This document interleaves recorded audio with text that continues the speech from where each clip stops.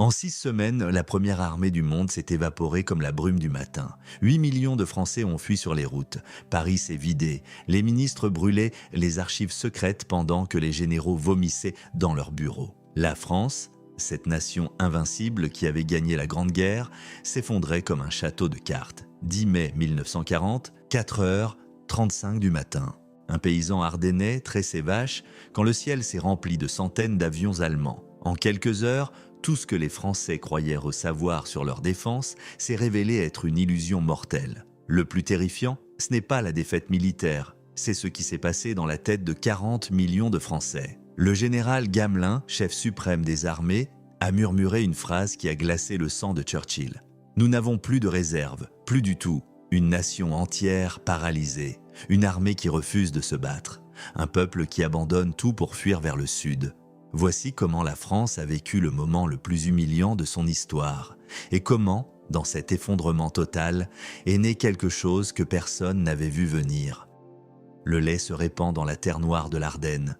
Les mains du fermier tremblent encore. Il court vers sa ferme, ses sabots claquant sur les pavés humides de rosée. Sa femme sort, alarmée par le vacarme grandissant. Au-dessus d'eux, l'armada aérienne allemande obscurcit littéralement le ciel.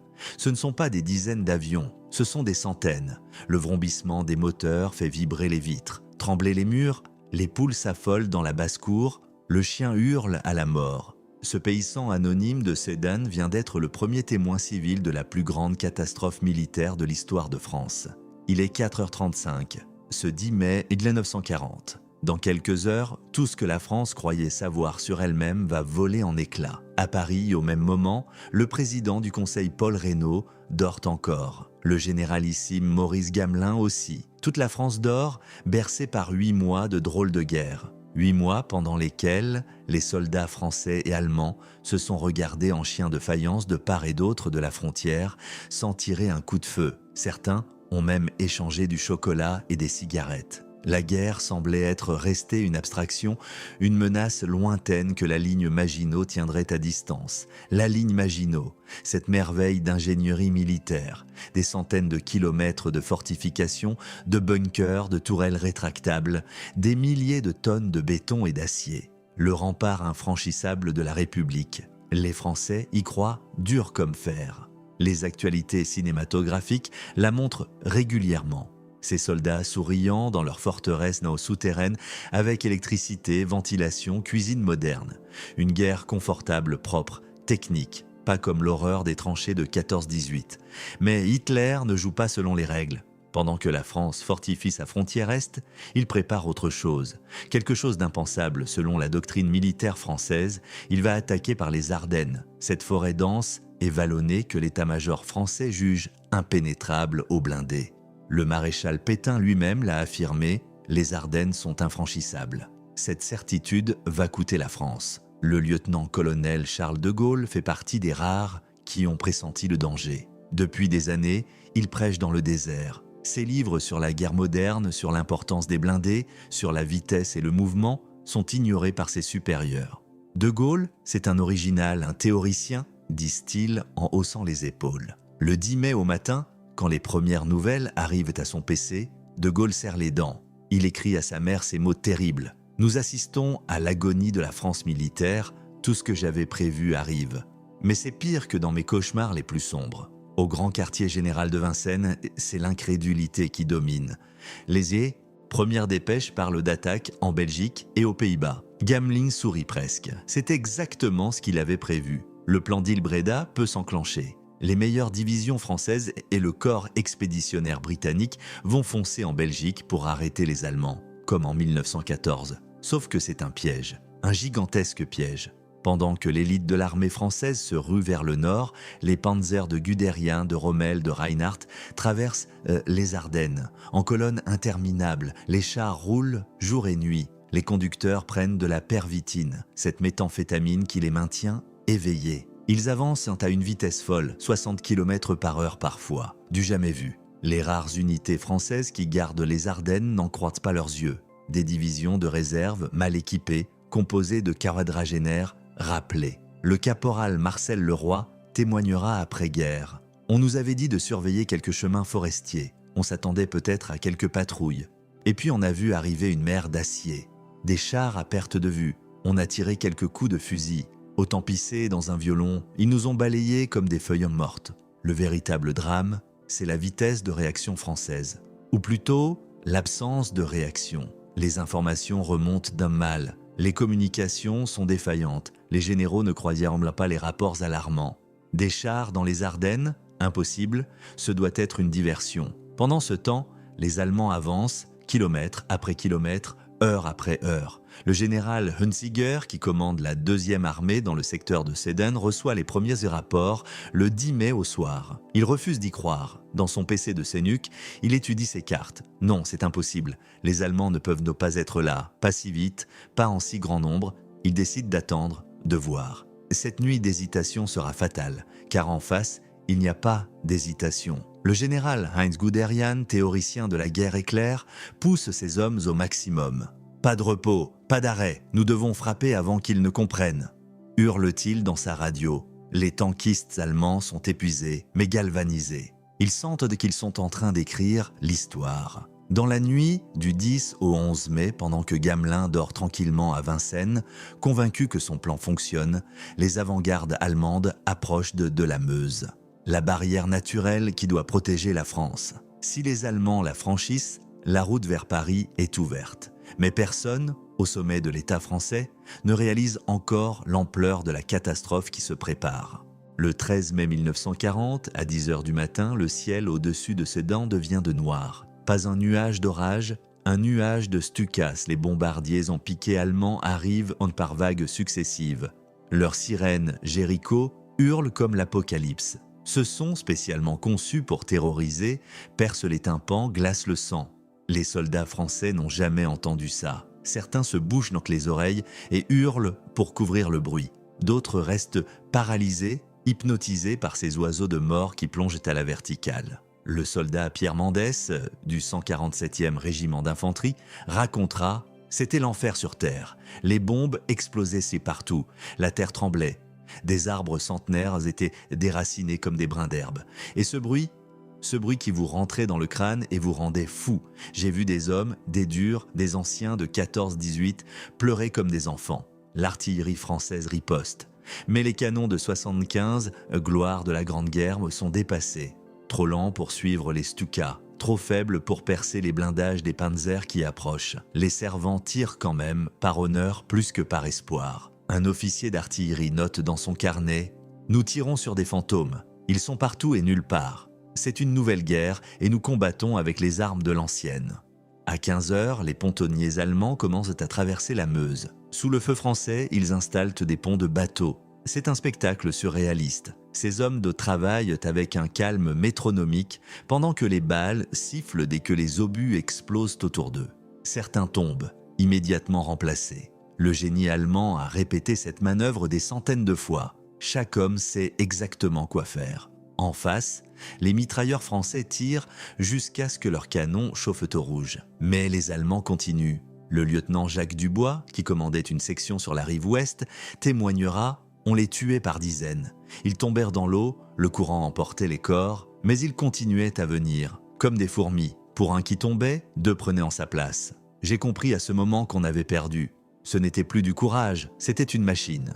À 18 h, c'est le drame. La 55e division d'infanterie française craque. Ces hommes, des réservistes pour la plupart, pères de famille rappelés sous les drapeaux, n'en peuvent plus. 8 heures de bombardement continu ont eu raison de leurs nerfs. Une rumeur se répand comme une traînée de poudre. Les chars arrivent, les chars sont là. Panique, un homme jette son fusil et court vers l'arrière. Puis 2, puis 10, puis tout le régiment. Le colonel Chaligneux tente de rallier ses hommes. Il se met au milieu de la route, pistolet au poing. « Arrêtez ! Au nom de la France, arrêtez !» Un soldat en fuite le bouscule. Le colonel tombe dans le fossé.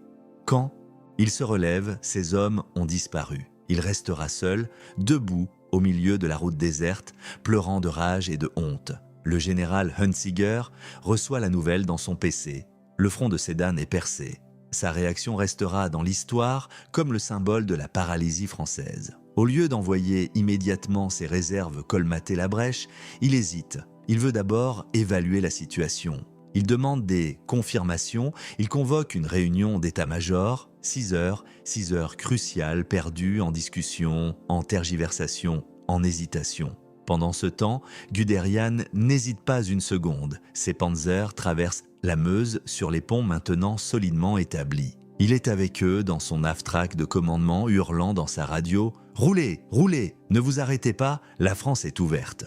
Les tankistes allemands sont stupéfaits. Ils s'attendaient à une contre-attaque massive. Rien ne vient, la route est libre. Un officier de Panzer écrira dans son journal « C'était irréel. Nous roulions dans la campagne française comme en manœuvre, pas de résistance, pas de barrage. Parfois, nous croisions des colonnes de réfugiés qui nous regardaient repasser, hébétés. Certains nous faisaient de même signe, pensant que nous étions anglais. » À Paris, Paul Reynaud est réveillé à minuit par un appel de Gamelin. La voix du généralissime tremble. « Monsieur le Président, le front de Sedan est enfoncé. » Reynaud ne comprend pas immédiatement. « Enfoncé ? Qu'est-ce que ça veut dire, enfoncé ?» Gamelin répète d'une voix morte. « Les Allemands ont franchi la Meuse en masse. Nos lignes sont rompues. Ils avancent vers l'intérieur. » Reynaud raccroche. Il reste assis dans le noir dans son bureau du Quai d'Orsay. Il comprend soudain l'ampleur du désastre. Si les Allemands ont percé à Sedan, si la Meuse est franchie, alors le plan français s'effondre. Les meilleures divisions sont en Belgique. Il n'y a rien pour arrêter les Panzers. Paris est à moins de 200 km. Le lendemain, 14 mai, c'est la stupéfaction dans les couloirs du pouvoir. Les ministres arrivent au Conseil, encore incrédules. Édouard Daladier, ministre de la Guerre, homme fort du régime, semble avoir vieilli de 10 ans en une nuit. Il murmure, comme pour lui-même, « Nous sommes battus, battus ». Georges Mandel, ministre de l'Intérieur, l'un des rares à garder son sang-froid, tente de secouer ses collègues. « Messieurs, ressaisissez-vous, la France a connu d'autres épreuves. En 1914, les Allemands étaient aux portes de Paris et nous avons gagné, mais même lui sent que cette fois c'est différent. Ce n'est pas 1914, c'est pire, car le véritable effondrement n'est pas militaire, il est moral. L'armée française, cette armée victorieuse de 1918, cette armée qui se croyait la première du monde, découvre brutalement qu'elle combat la guerre d'hier. Les généraux qui commandent ont tous fait leurs preuves dans les tranchées. Ils pensent en termes de front continu, de positions fortifiées, d'artillerie. Face à eux, la Wehrmacht pratique la guerre de mouvement, la vitesse, la surprise. Le contraste est saisissant. D'un côté, Gamelin, 68 ans, qui commande depuis son château de Vincennes, sans radio, communiquant par estafette comme Napoléon. De l'autre, Guderian, 52 ans, qui commande depuis son half-track en première ligne, coordonnant ses unités par radio en temps réel. Le 15 mai 1940, à 7 heures du matin, Winston Churchill est réveillé par la sonnerie stridente du téléphone rouge. La voix de Paul Reynaud est méconnaissable, cassée par l'angoisse. « Nous sommes battus. Nous avons perdu la bataille. La route de Paris est ouverte. » Churchill, encore dans son lit, croit d'abord à un cauchemar. Il demande à Reynaud de répéter. La réponse est encore plus terrifiante. Le front est rompu près de Sedan. Les blindés allemands déferlent en masse. Churchill prend le premier avion pour Paris. Pendant le vol, il tente de comprendre. Comment la France, avec la plus grande armée d'Europe, peut-elle s'effondrer en 5 jours ? Il griffonne des notes, échafaude des plans. Peut-être une contre-offensive massive, un repli stratégique, tout sauf la défaite. L'avion atterrit au Bourget dans l'après-midi. Le trajet vers le Quai d'Orsay révèle une ville saisie par la peur. Les Parisiens ont appris la nouvelle, des queues interminables se forment devant les gares. Les plus riches chargeant leurs voitures, les vitrines des magasins de luxe sont barricadées. Place de la Concorde, Churchill aperçoit de la fumée qui s'élève du ministère des Affaires étrangères. On brûle déjà les archives. La réunion au Quai d'Orsay restera dans l'histoire comme le moment où Churchill a compris que la France était perdue. La scène est surréaliste. Dans le grand salon doré, Reynaud, Daladier et Gamelin attendent, figés comme des statues de cire. Churchill entre, cigare aux lèvres, encore combatif. Il déploie cielo une carte sur la table. Où sont vos réserves stratégiques ? Où allez-vous contre-attaquer ? Gamelin le regarde avec des yeux vides. Il articule lentement en anglais « There is none ». Il n'y en a pas. Churchill ne comprend pas. Ou plutôt, il refuse de comprendre. Comment ça, pas de réserve ? Gamelin répète comme un automate « Aucune. Nous avons tout engagé en Belgique. » Churchill écrira dans ses mémoires « J'ai regardé par la fenêtre. Les fonctionnaires du Quai d'Orsay jetaient des brouettes de documents dans des braseros improvisés. Les flammes montaient haut dans le ciel de mai. C'était l'âme de la France qui partait en fumée.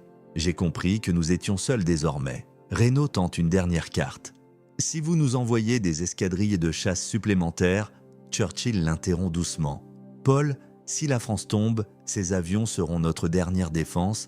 Je ne peux pas déshabiller l'Angleterre. » C'est dit avec tristesse, mais c'est dit. L'Angleterre commence déjà à penser à l'après-France.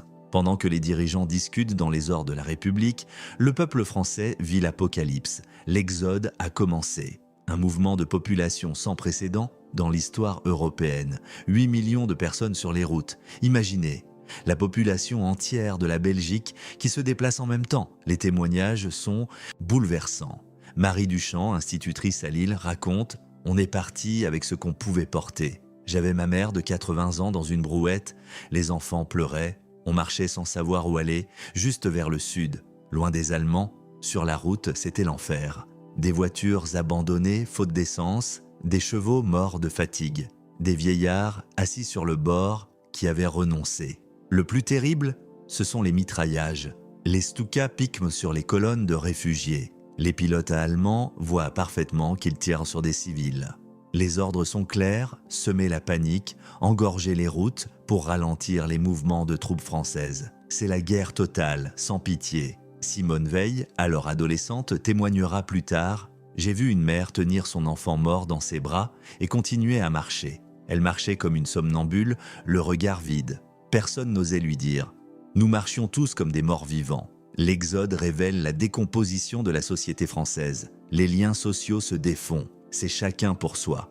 Des officiers en uniforme abandonnent leurs hommes pour fuir avec leurs familles. Des notables utilisent de leur influence pour réquisitionner des véhicules. Des commerçants vendent l'eau à prix d'or. La solidarité nationale, ce ciment de la République, se dissout dans la panique. Le gouvernement lui-même fuit. Le 10 juin, Paris est déclarée ville ouverte.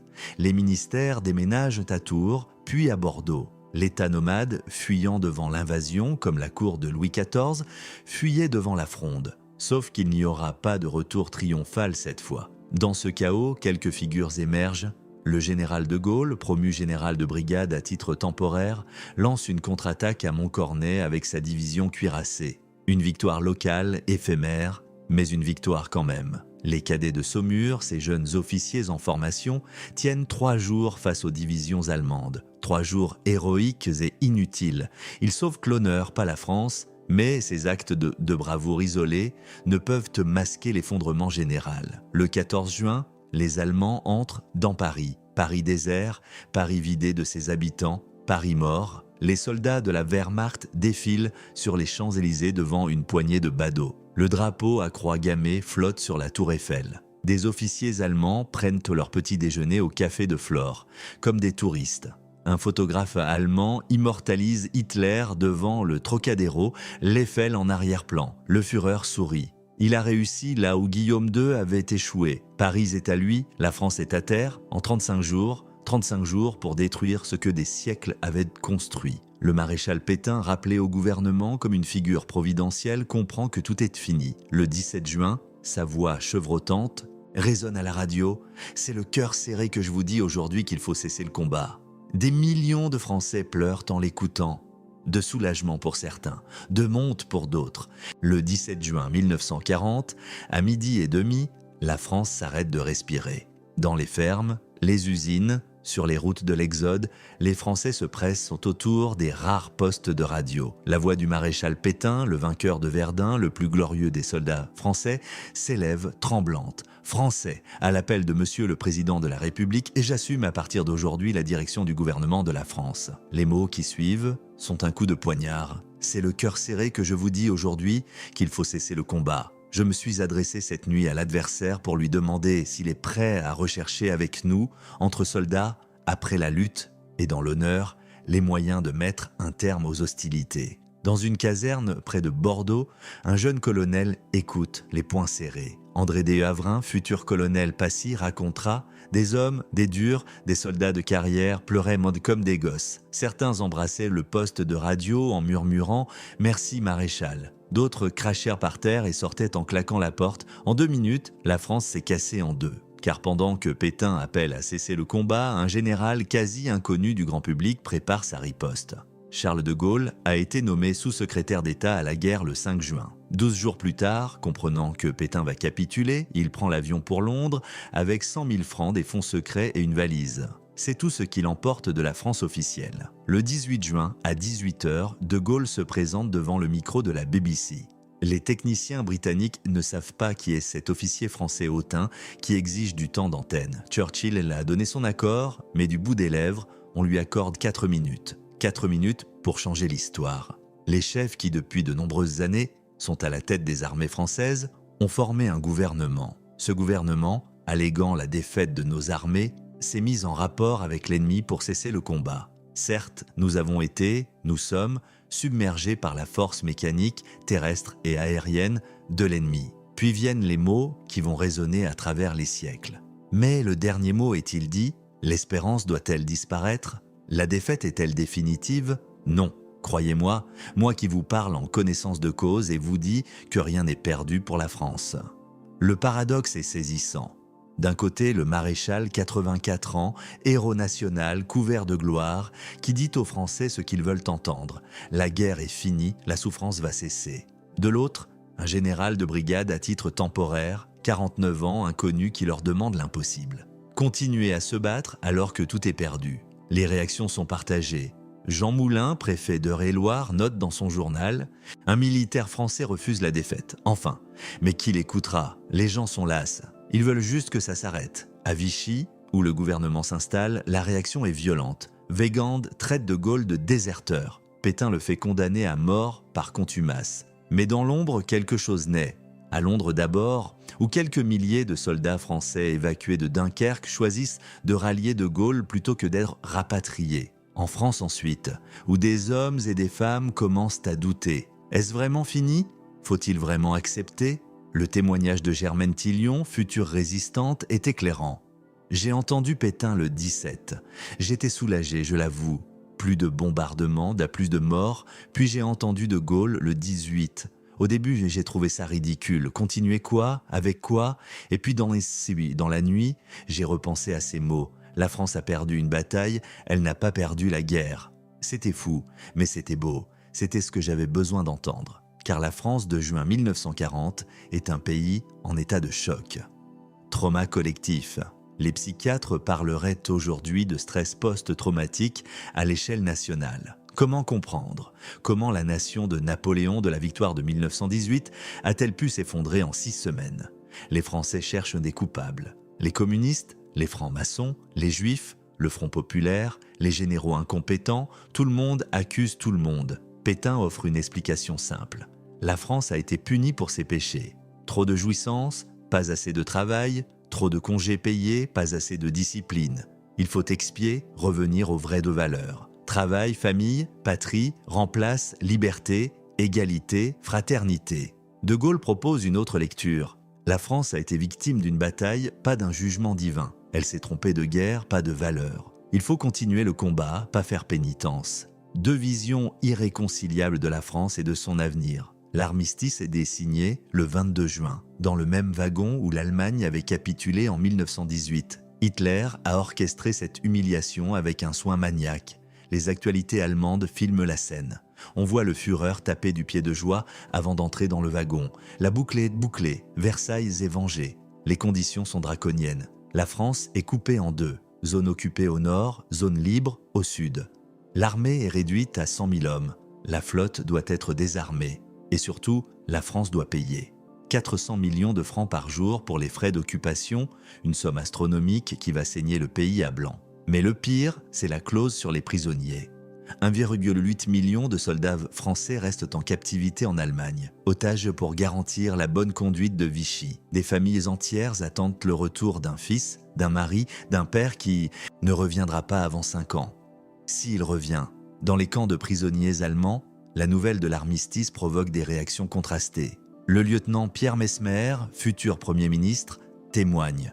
Certains étaient soulagés. La guerre était finie, on allait rentrer. D'autres, comme moi, étaient de foudrage. On s'était battu pour ça, pour que Pétain livre la France aux Boches. L'été 1940 s'installe sur une France méconnaissable. Les horloges continuent de tourner, le soleil se lève et se couche, mais le temps semble s'être arrêté le jour où les Panzers ont franchi la Meuse. Dans les villes de la zone occupée, les panneaux en allemand remplacent les plaques de rue.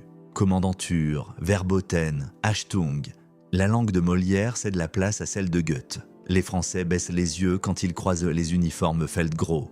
Un peuple entier apprend la soumission. À Vichy, dans cette ville d'eau transformée en capitale de la honte, Pétain reçoit les hommages d'une France déboussolée. Les lettres affluent par milliers. « Merci maréchal de nous avoir sauvés. Vous êtes le père dont la France avait besoin. » Des maires font voter des motions de soutien. Des évêques bénissent le nouveau régime. C'est le soulagement de l'esclave qui remercie ses chaînes de ne pas être plus lourdes. Mais que s'est-il vraiment passé? Comment la France a-t-elle pu s'effondrer si vite, si complètement? Les historiens débattront pendant des décennies. Mais les causes profondes apparaissent déjà en cet été 1940. D'abord, l'aveuglement militaire. La France s'est préparée à la guerre de 1914-1918. Guerre de position, de tranchées, d'artillerie. Les généraux français, tous vétérans de la Grande Guerre, ne pouvaient concevoir autre chose. Le général Weygand avait 73 ans, Gamelin 68, Pétain 84, des vieillards, commandant avec les réflexes d'une guerre vieille de 20 ans. Face à eux, une nouvelle génération allemande. Guderian 52 ans, Rommel 48. Formés dans la défaite, ils ont tout repensé. La vitesse plutôt que la position, le mouvement plutôt que la fortification, la radio plutôt que les estafettes. Ils ont inventé une nouvelle forme de guerre et la France n'a rien vu venir. Mais l'effondrement militaire n'explique pas tout. Il y a eu aussi un effondrement moral, spirituel même. La France de 1940 ne croyait plus en elle-même. Les années 30 avaient été un long déchirement.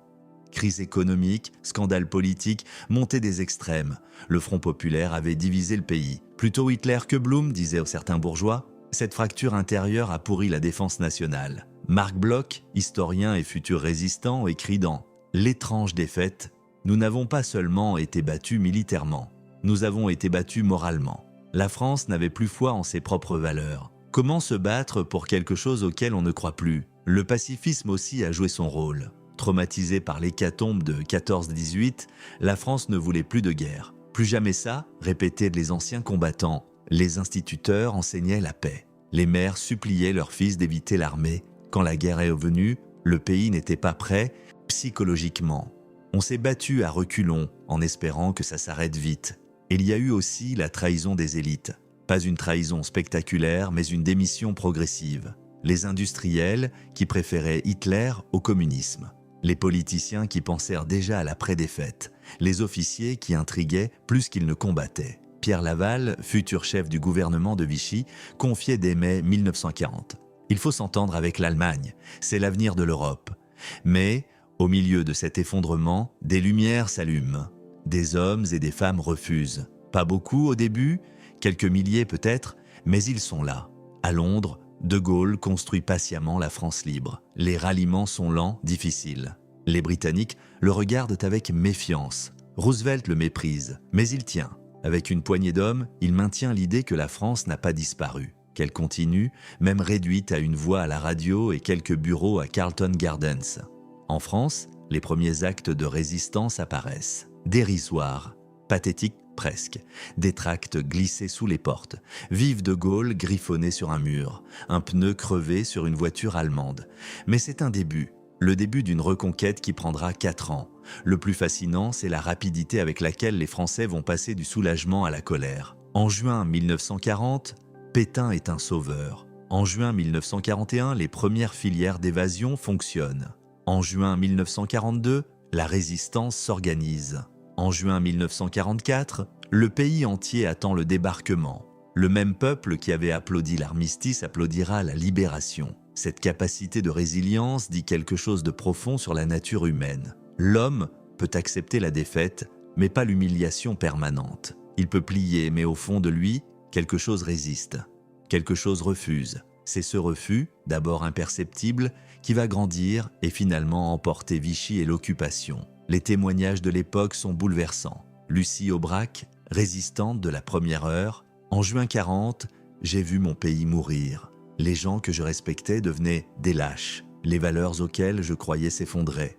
Et puis, petit à petit, j'ai vu autre chose, des gens ordinaires qui faisaient des choses extraordinaires, une France souterraine qui refusait de mourir. L'histoire de mai-juin 1940 n'est pas seulement celle d'une défaite militaire, c'est l'histoire d'une mort et d'une renaissance. La mort d'une certaine France, sûre d'elle-même, installée dans ses certitudes, la naissance d'une autre, blessée mais combative, humiliée mais déterminée à se relever. Cette expérience traumatique marquera la France pour des générations. Le syndrome de 1940 entra la politique française pendant des décennies. Plus jamais être pris au dépourvu, plus jamais compter sur les autres. D'où la force de frappe. Nucléaire, d'où le refus de l'OTAN, d'où cette obsession française de l'indépendance nationale. Mais 1940 a aussi enseigné autre chose. La fragilité de la démocratie, la rapidité avec laquelle un peuple libre peut devenir un peuple soumis. Comment la peur peut tout balayer. Comment le désir de sécurité peut justifier toutes les lâchetés. Leçon terrible, toujours actuelle. Les jours où la France a cessé de respirer restent un miroir tendu à notre présent. Que ferions-nous dans les mêmes circonstances? Aurions-nous le courage de dire non quand tout s'effondre? Ou chercherions-nous, nous aussi, le réconfort d'un sauveur providentiel? La réponse n'est de jamais certaine, car 1940 nous apprend que les hommes ne sont ni des héros ni des lâches par nature. Ils deviennent l'un ou l'autre selon les circonstances, les influences, les hasards parfois. Le même homme qui fuit en juin 1940 résistera peut-être en 1943. Celui qui collabore par peur se rachètera peut-être par un acte de courage. C'est peut-être cela, la vraie leçon de ces jours terribles. Non pas un jugement moral définitif, mais la conscience de notre fragilité. La certitude que rien n'est jamais acquis, que la civilisation tient à peu de choses, qu'entre la barbarie et nous, il n'y a parfois que le courage de dire non. Mai-juin 1940 reste dans la mémoire française comme une blessure jamais tout à fait refermée. Un moment où tout a basculé, où l'impossible est devenu réel, où la France a découvert qu'elle pouvait mourir, mais aussi, paradoxalement, qu'elle pouvait renaître, car c'est dans l'abîme de la défaite qu'est née la France moderne. Cette France qui sait désormais qu'elle est mortelle, mais qui refuse de mourir.